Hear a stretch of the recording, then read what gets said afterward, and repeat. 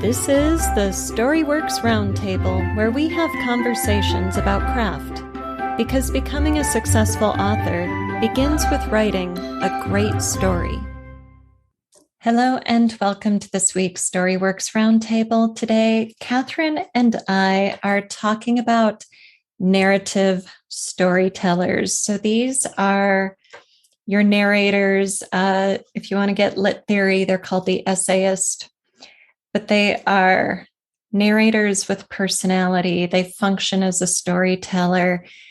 They might directly address the reader. They might not, but they've got opinions. They've got personality. They've got presence coming off the page, but they're not a character.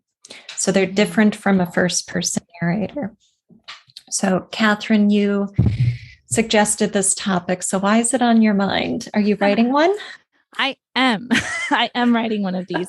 So I am actually in the middle of writing a short story. And the short story, I'm like in the third or fourth draft, something like that. And I was in the second draft exploring this, my character being more of a point of view, in her head, third person limited, going through the motions, and I just hated it. So I woke up one morning and I was like, this isn't working. I want it to feel like a storyteller, like you're being told this story. In my brain, it was, I'm sitting in an inn in a fantasy world, listening to a bard tell this tale. And I wanted it to have that feel with the opinion. I wanted the bias. I wanted her to be the hero and him to be the villain, and have that kind of black and white feel to it, even though it's not, and clearly as the story is being read by the reader, they're going to know that this storyteller is coloring the narrative. But I want that feeling of just like, I don't know, that fairy tale weaving of story happening from my narrator, not an introduction to a narrator, not a character on the page, but just having that feeling. So I've been really playing up with, the lack of being in their head, but more, being told how they're feeling, not in a show don't tell kind of a telling, but where you feel like you're in the story, but you don't actually get to be in the characters' heads because you're being told it by another third person outside of the story itself, if that makes sense. Right. So when you are writing this storyteller narrator, did you just say that you were then keeping a distant point of view and staying out of your characters' heads, or are you also going into your characters' heads? For this particular story, I don't know if it's necessary, because you'll have to tell me with an essayist narrator if you can get into characters' heads. I would assume you can, but for this particular short story, do not want to. I want it to be distant. I want it to be more like you're being told what she feels, because she's this like angelic, can do no wrong, has been sullied by the villain kind of character, right? And then same with him, like where the storyteller is telling you how you're supposed to feel about it, and then you have to decide as a reader if you feel the same way about their interactions, but not necessarily on like I don't want it to feel like an unreliable narrator. Like I want you to see through it the whole time, right? Like you're just being told this story, and like obviously it's been kind of dramatized for dramatic effect, so it's bigger than real life, even in real life fantasy world, real life, if that makes sense. Like everything's been kind of blown up, so you're getting a more emphatic version of reality. It does, and I think you could go either way with close or distant point of view. With the essayist narrator, it depends on the story and whether it's successful, basically doing that. With the shorter piece, you can certainly stay out of your characters' heads because you aren't as concerned with the reader's empathetic connection to your characters. We're with them for a shorter duration, so we aren't going to go through as much with them. We won't see them make as many choices and need as much, understanding of their interior world.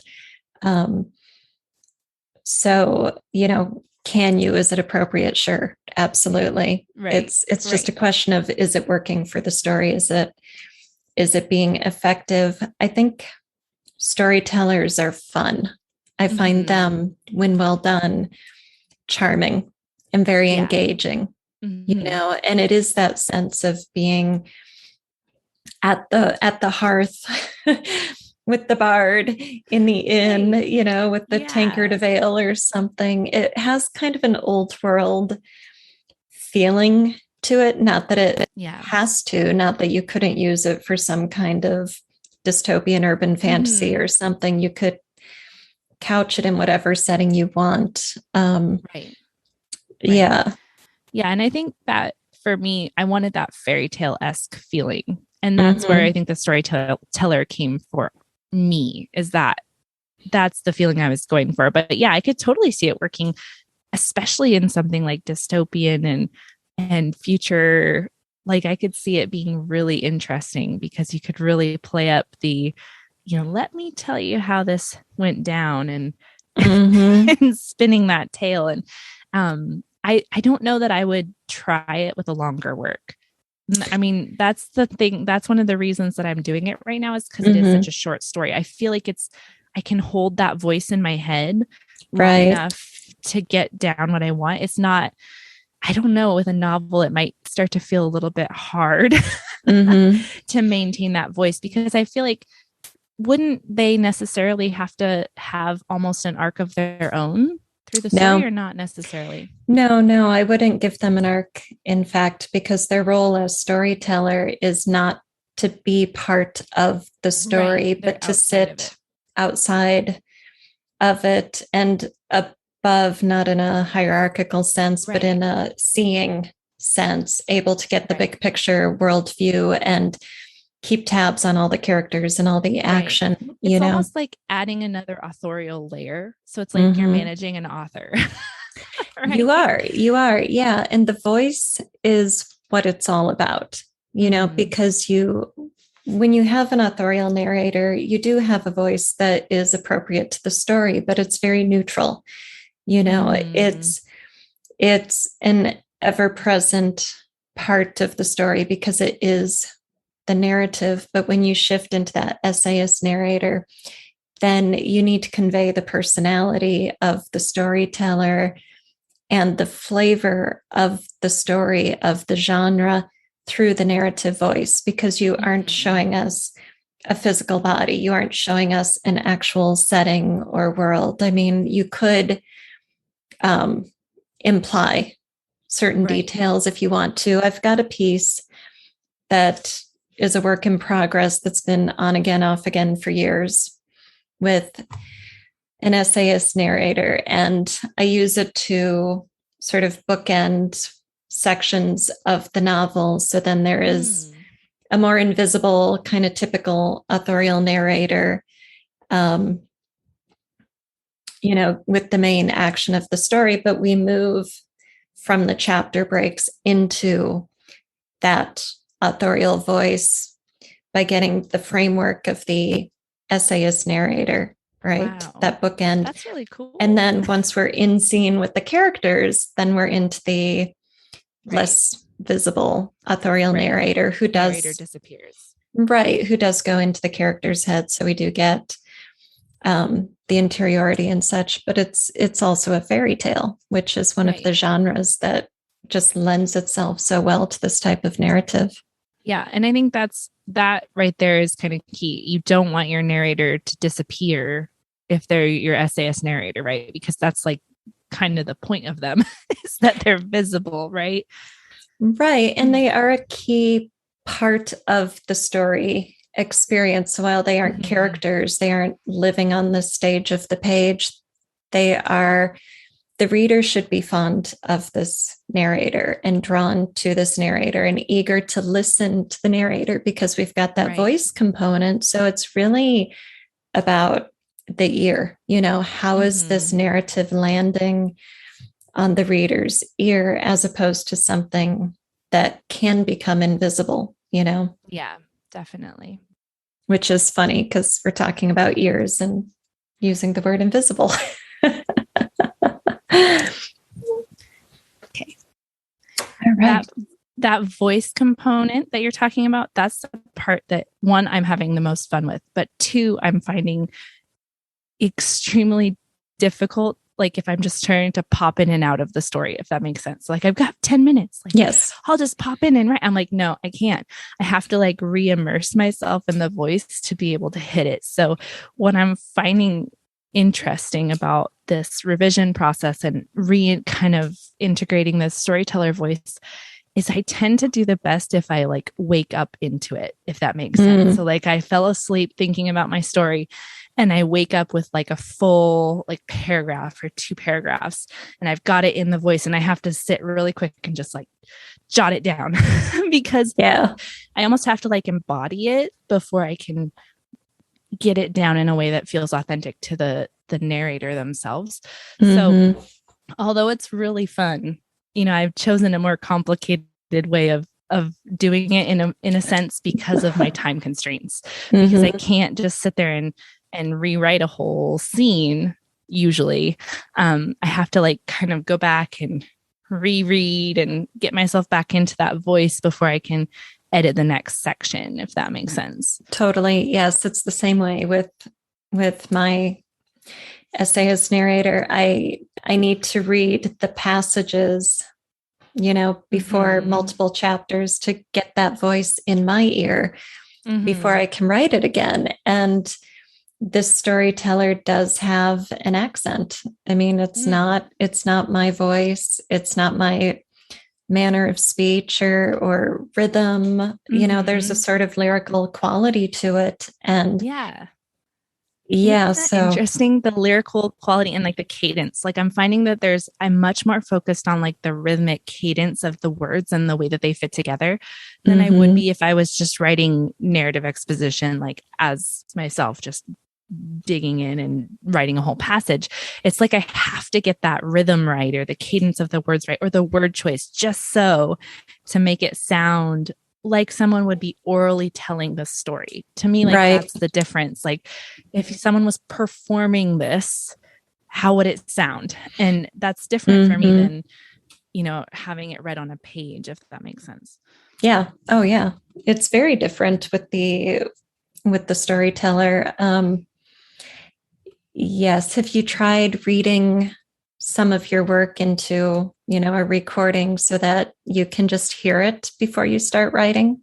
I have not, but that's a really good idea. I could just even like a voice memo on my phone and then I could be listening to it while I'm like doing the dishes right before I have my writing time, you know, like getting back into that story. That's a really good idea. Just put that cadence back into your ear, like your own earworm in a good way. The good earworm. That's right. Yes. The kind that we want. Yeah. And my narrator will do some form of direct address to the reader, kind of a like, you know, this is the way it is, kind of remarking through passages of narrative. So it isn't quite, you know, it's not like breaking the fourth wall, like Ferris Bueller looking at the camera, but it is looping the reader into it. Well, if you have an essayist narrator, don't you by necessity almost have the reader as a character too? I mean, not like a character, but like they know you're there because they're telling you the story. So in some sense, they have a reader that they are telling the story to, just like you do. Right. That's what I'm saying. Like, it's almost like another layer of author because they're aware of you, the broader you, right? Yes. Different than a character narrator would. Yeah. So that's an interesting, I didn't think about almost addressing the audience, but like you could, because again, you're doing that oral storytelling feel, like your audience is going to feel like they're being told the story by the narrator. So. Right. And that is the convention, especially in the fairy tale genres where, you know, where you get that sitting by the hearth kind of vibe from it. You know, it might be similar if you're doing like a noir detective story and your storyteller is sitting at a bar with a shot of whiskey, you know, somewhere dimly lit, unshaven, some bruises and cuts. You might still want to bring the reader in because you're creating that feeling of you're the person on the next bar stool. Right. Now, would you necessarily like that might be in your head as the author, but would you necessarily be like, this is your narrator and introduce them as a character, like in that sort of a setting, what that you were just talking about? Or would you just like, that's my picture of them in my head. And then that's the feeling I want to evoke as they're telling the story? Yeah, the latter. Because if you describe your narrator to the reader, then you've created a narrator above the storyteller who's doing that describing, you know? So like in mine, in the opening of the piece I'm working on sometimes, my narrator opens by telling the reader to pull up a stool next to the fire and to get another mug of ale, and you know, sort of sets the scene, like, oh, and periodically will allude to things like, I know that straw tick upstairs is calling to you right now, but our hero is about to do this thing. So it kind of reminds the reader that we're back in this sort of medieval feeling in with the tavern and the big fire in the hearth and, you know, tallow candles smoking on the walls and stuff like that. So it's the narrator bringing in the setting details while looping the reader into it as well. Okay, nice. Do you have to have that layer? Again, I think it's up to you and up to the story.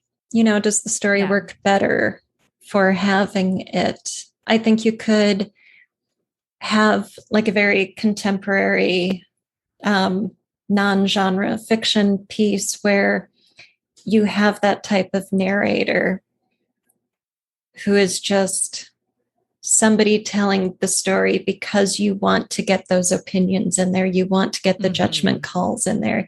You don't want it to be a neutral observation type narrator, and you don't want to have the only perspective lens on the action be the point of view characters. You want to have something else, you know? Yeah. So then you would almost be setting your narrator up in contrast with your point of view character. Because if they were too similar, you could just have a first person narrator or a neutral authorial narrator.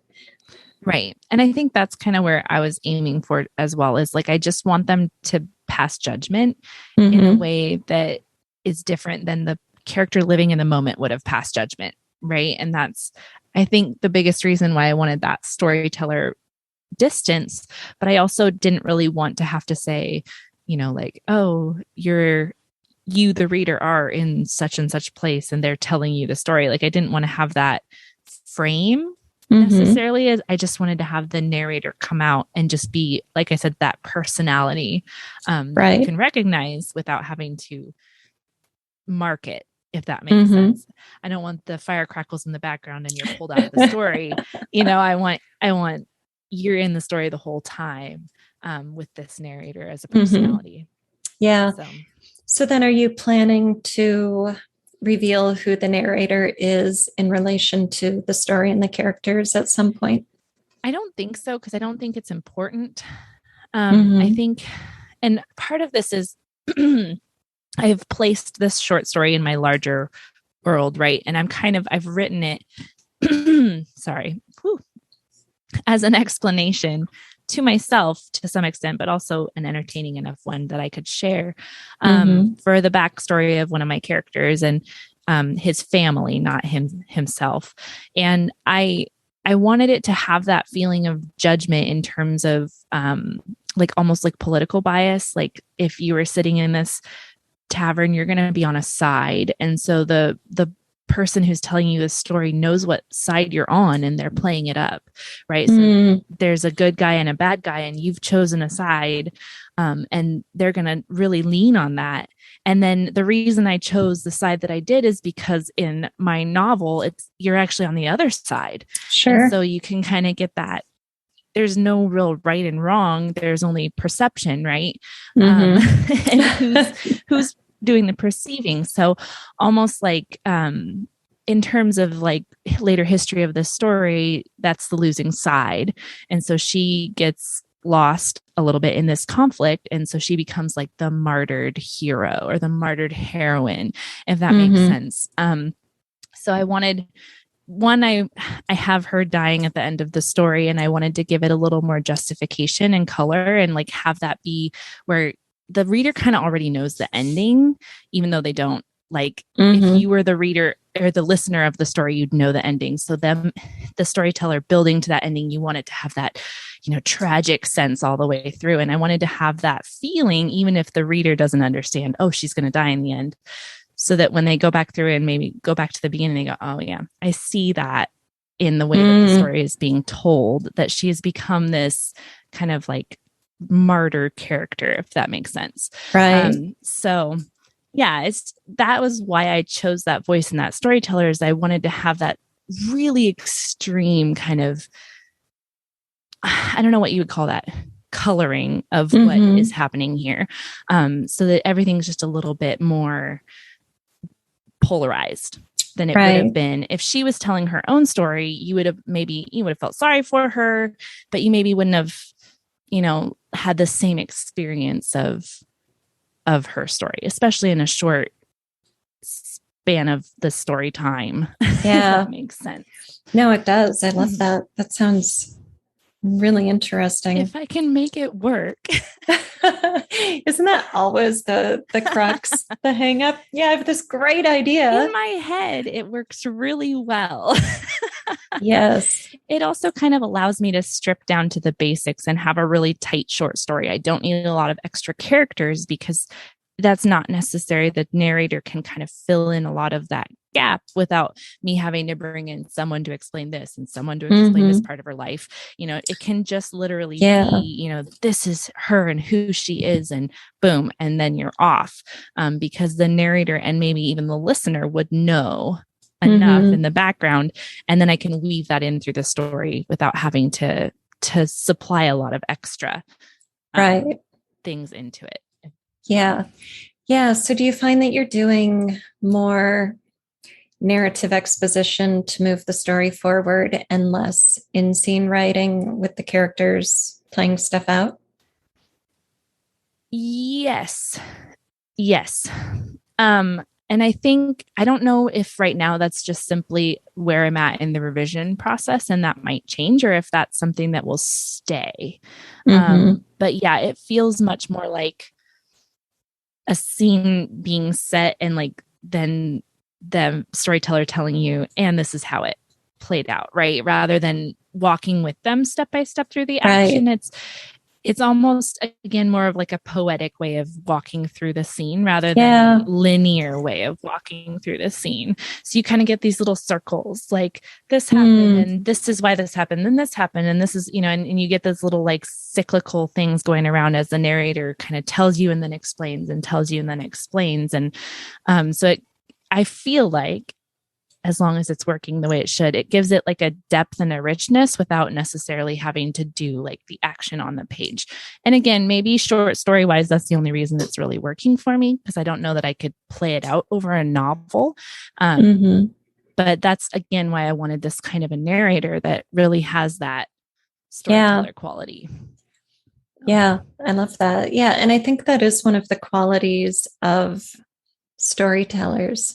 We are hearing a yarn. We are being told a story. So, while you do expect to move into scene and have some action on the page, it's not as dominant as it would be in other forms of narrative, perhaps, When you think of it's been a while since I've read any of the Grimm's fairy tales and stuff, but like Hansel and Gretel walking through the forest, you don't get to see them stepping on the twigs. It's like you get the sense of the forest and you know that they're walking through it, but it doesn't, right? It's not about the actual action of them walking through the forest. It's about what the forest represents and what they represent. And so that's kind of the feel that I'm going for. Less of physical action and more of implied action, if that makes sense. Yes. Yeah, it does. And fairy tales are stories that are told. It is all storytelling. You are told who your protagonist encounters and what is done to her and by her. And it's not, it's a very different form of connection with the character than what we're used to with the typical close third point of view. And right. Yeah. And it feels funny to say that I'm telling this story because telling has such like a bad rap, but it's not really like the same kind of telling, right? I'm telling you a story. And I wanted to have that feel of telling you a story. Yes. It's just a different style. Right. Well, that's why I asked you if you were using more narrative exposition and didn't use the word telling there, because people do get hung up on this, show don't tell thing. But as you know, as we've talked about, telling is a form of narrative exposition that's not working for the story, that's falling flat, so you can tell a story beautifully. 100%. Yeah. And I'm excited about it. And I think that's the biggest thing, like having something that excites me about sitting down and doing this revision and making me feel like I'm doing the story that I want to tell justice. Like if you can find something, and for, in this case, this narrator, storyteller that does that for your writing, like you've locked it in. That's what I feel like. I've like locked in this story. I know what it's supposed to feel like. And now it's just a matter of making it happen. And that's kind of empowering and exciting. That's totally empowering and exciting. That's so cool. Yes, high five.